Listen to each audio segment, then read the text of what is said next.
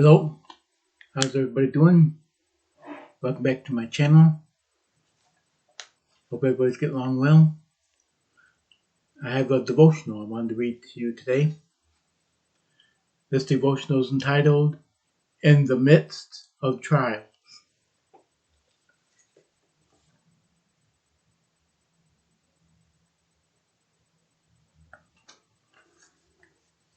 And I'll be reading from my Bible, Genesis chapter 39, verses 6 through 20.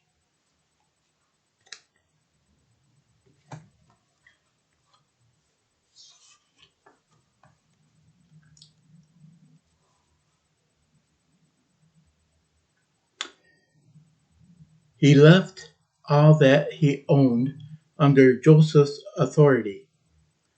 He did not concern himself with anything except the food he ate. Now Joseph was well built and handsome. After some time, his master's wife looked longingly at Joseph and said, "Sleep with me." But he refused. "Look," he said to his master's wife, "with me here, my master does not concern himself with anything in his house, and he has put all that he owns under my authority. No one is in this house is greater than I am. He has withheld nothing from me except you, because you are his wife. So how could I do this immense evil, and how could I sin against God?" Although she spoke to Joseph day after day, he refused to go to bed with her.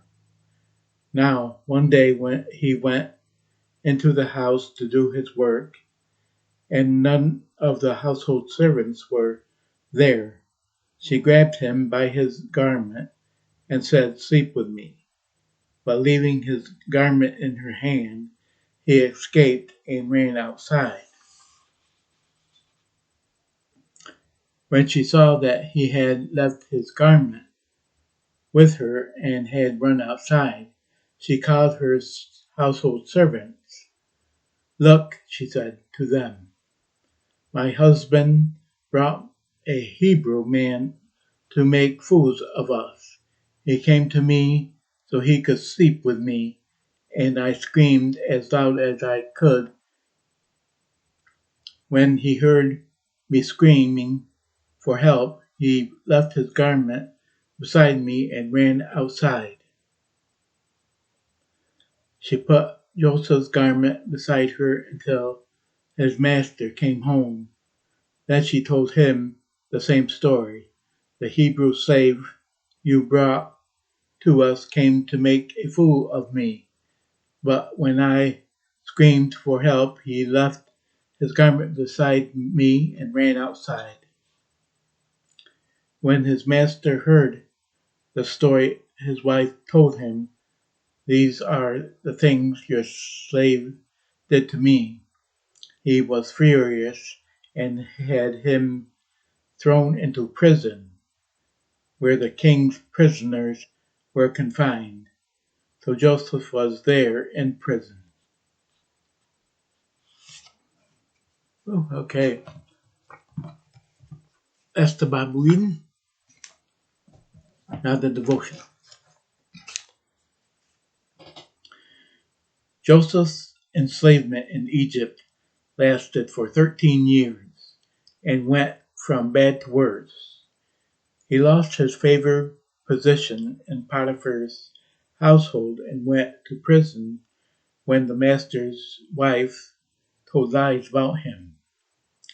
His hope for release from jail died when the king's servant forgot his promise. So the future looked bleak. Despite the evidence of circumstances, God was carrying out his plan to bless Joseph and his entire family. In fact, Joseph was God's appointed person to rescue them from the coming famine. But for that to happen, he had to learn the Egyptian language and culture, develop leadership abilities, and mature spiritually. The Lord's plan made it all possible. Joseph learned two helpful lessons. First, the Lord is a faithful companion who uses our troubles to prepare us for his work. Second, once the Lord has accomplished his purposes, the difficulty will end. At God's chosen moment, Joseph was freed from jail, rewarded with a high-ranking appointment, and reconciled with his family.